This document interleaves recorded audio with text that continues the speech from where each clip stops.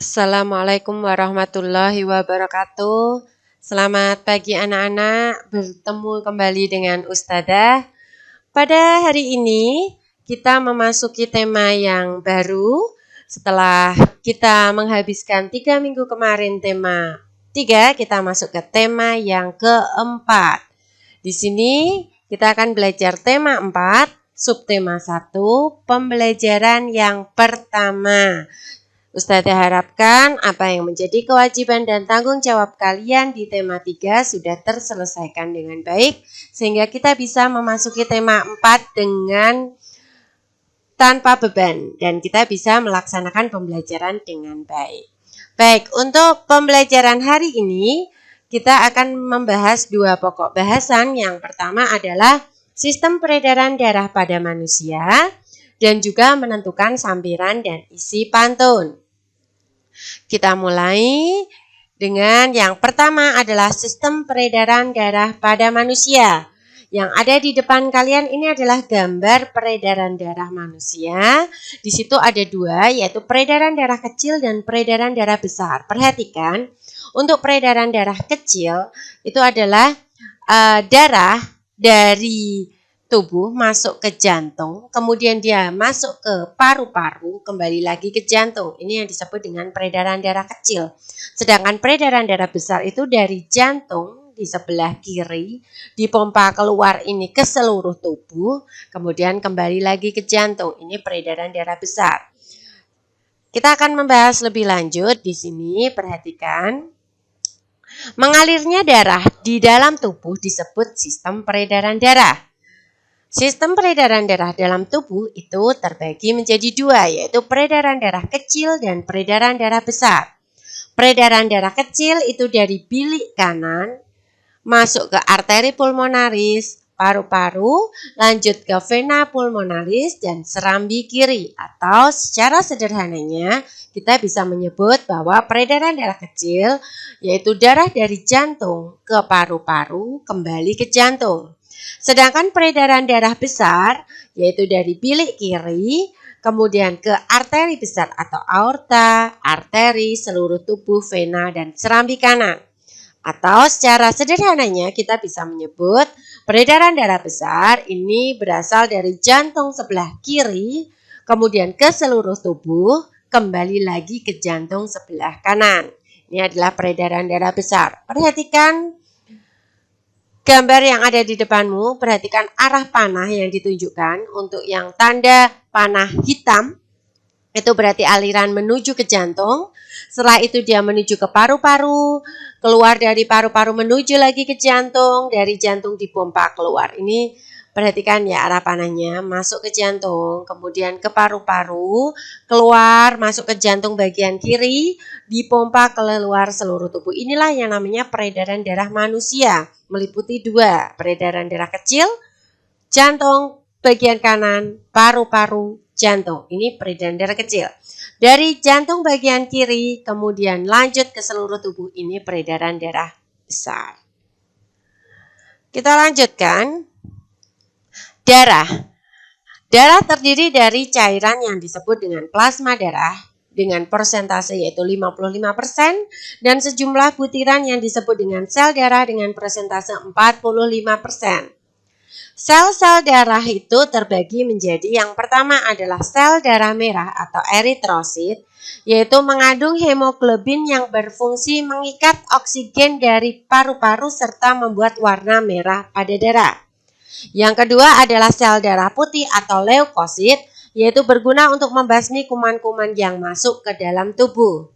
Terakhir adalah keping darah atau trombosit, ini mengandung fibrinogen yang bertugas membekukan darah. Ini adalah ketiga sel darah manusia. Kemudian fungsi dari darah itu apa? Sebagai fungsi utamanya yaitu adalah sebagai alat pengangkut makanan atau sari-sari makanan, juga mengangkut oksigen, serta mengangkut yang namanya zat sisa metabolisme. Sedangkan fungsi lain dari darah itu yang pertama adalah mengatur suhu tubuh, kemudian membantu dalam proses penutupan luka atau keping darah, ini adalah fungsi dari keping darah, Yang terakhir adalah membunuh bibit-bibit penyakit yang dilakukan oleh sel darah putih atau leukosit.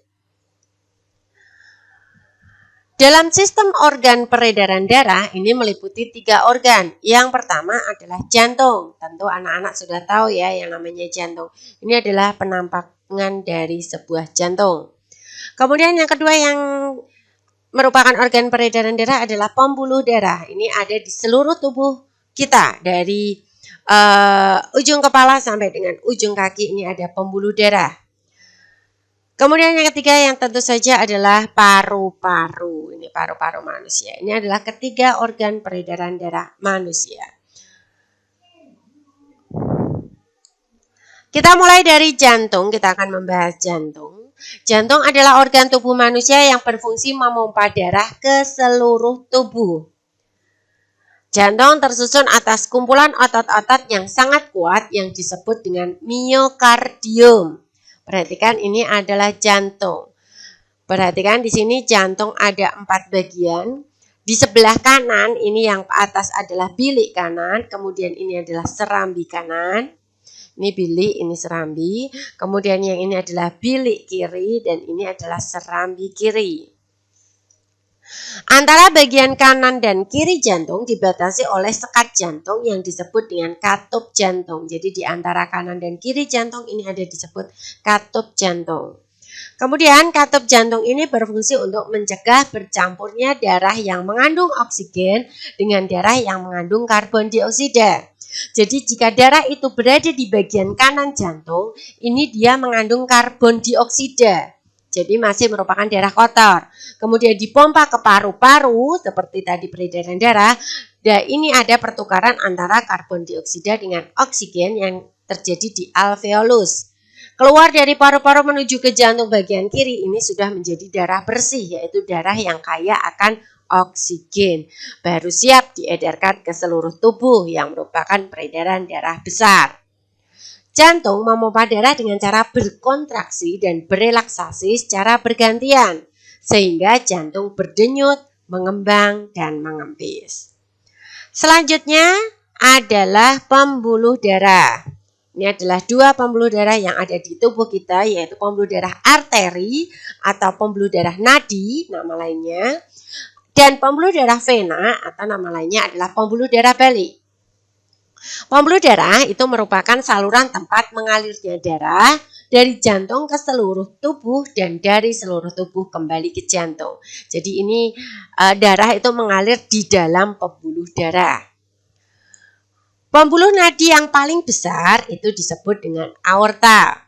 Pembuluh nadi atau arteri yaitu pembuluh yang membawa darah yang kaya akan oksigen keluar dari jantung ke seluruh tubuh. Berarti pembuluh nadi ini ada di bagian kiri jantung. Pembuluh balik atau vena yaitu pembuluh darah yang membawa darah yang kaya akan karbon dioksida dari seluruh tubuh menuju ke jantung. Pembuluh balik atau vena ini banyak kita jumpai di bagian kanan jantung. Ujung cabang pembuluh terkecil disebut dengan pembuluh kapiler. Kalau yang paling besar itu namanya adalah aorta, kalau yang kecil itu namanya adalah kapiler.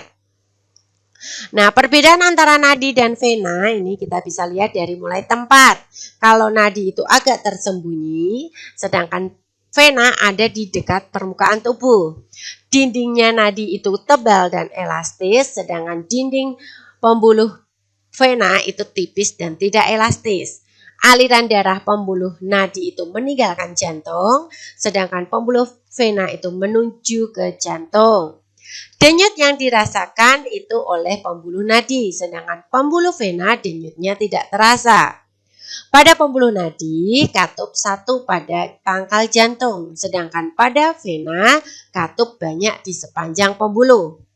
Pada pembuluh nadi, darah yang keluar dari pembuluh itu akan memancar. Sedangkan pada pembuluh vena, darah bila terjadi luka, maka darah itu tidak akan memancar. Ini adalah perbedaan antara nadi dan vena. Kita lanjutkan ke yang terakhir, itu adalah paru-paru. Ini gambar dari paru-paru, tentu kalian tidak asing lagi karena kita sudah mempelajarinya di tema yang pertama. Perhatikan, pada proses peredaran darah, paru-paru berperan sebagai penyuplai oksigen ke dalam darah. Ini dilakukan oleh bagian alveolus ya. Kemudian, paru-paru terdiri atas ribuan tabung bercabang. Tabung bercabang yang jumlahnya ribuan, semakin ke ujung semakin kecil. Pada ujung yang mengecil terdapat kantong udara yang disebut dengan alveoli atau alveolus. Masing-masing alveolus memiliki jaringan halus kapiler. Pada jaringan halus kapiler tersebut merupakan tempat terjadinya pertukaran oksigen dan karbon dioksida. Ini sudah kita pelajari di pembahasan sistem pernafasan manusia. Nah, tugas untuk hari ini berkaitan dengan materi yang baru saja Ustazah sampaikan adalah coba pahami materinya dan gambarlah tentang sistem peredaran darah manusia.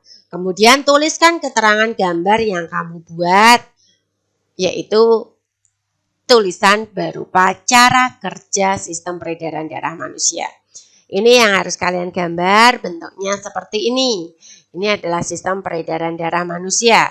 Setelah kalian gambar, tuliskan cara kerjanya seperti Ustazah tadi sampaikan, yang meliputi peredaran darah kecil dan peredaran darah besar. Itu adalah peredaran darah pada manusia. Baik, kita lanjutkan untuk pokok bahasan yang terakhir, itu adalah pantun. Kita mulai dari pengertian pantun. Pantun itu merupakan salah satu jenis puisi lama yang sudah dikenal luas yang terdiri dari 4 baris. Tujuan dibuatnya pantun adalah menyampaikan nasihat, menyatakan rasa kasih sayang, ajaran budi pekerti dan moral, untuk kepentingan sosial, serta untuk hiburan atau kejenakaan semata. Kemudian bagian dari pantun ini terdiri dari baris 1 dan 2 ini merupakan sampiran, baris 3, 4 adalah isi pantun. Contoh dari sebuah pantun, coba Ustazah bacakan ya. Rambutku lebat, rambutku subur, tidak dapat dipasang jepitan. Tubuhku sehat, ku ucap syukur, darah mengalir tanpa hambatan. Di sini 2 baris yang pertama dari rambutku lebat ini dengan tidak dapat dipasang ini adalah merupakan sampiran. Sedangkan baris ketiga dan keempat ini adalah isi pantun. Tubuhku sehat, ku ucap syukur, darah mengalir tanpa hambatan. 3 dan 4 baris ini adalah isi dari sebuah pantun. Baik, kita masuk ke akhir pembelajaran hari ini. Ayo renungkan. Organ peredaran darah manusia perlu dijaga kesehatannya. Mengapa harus dijaga? Bagaimana dengan orang yang tidak peduli terhadap kesehatan organ peredaran darahnya? Seperti orang selalu merokok di sembarang tempat, termasuk di tempat umum. Coba renungkan. Kemudian yang terakhir adalah kerjasamalah dengan orang tua kalian di waktu keluarga kalian. Kamu telah memahami bahwa organ peredaran darah perlu dijaga kesehatannya. Hal ini dapat kamu biasakan di rumah bersama anggota keluargamu. Apa upayamu untuk menjaga kesehatan organ peredaran darah bersama keluargamu? Coba diskusikan bersama orang tuamu dan saudaramu di rumah. Tuliskan hasilnya bila kalian sempat, atau hanya berdiskusi dengan orang tua pun juga bisa. Baik anak-anak, kita sampai pada akhir pembelajaran hari ini. Semoga apa yang Ustazah sampaikan bermanfaat. Tetap rajin belajar dan jaga kesehatan kalian. Kita bertemu kembali pada pembelajaran selanjutnya. Wassalamualaikum warahmatullahi wabarakatuh.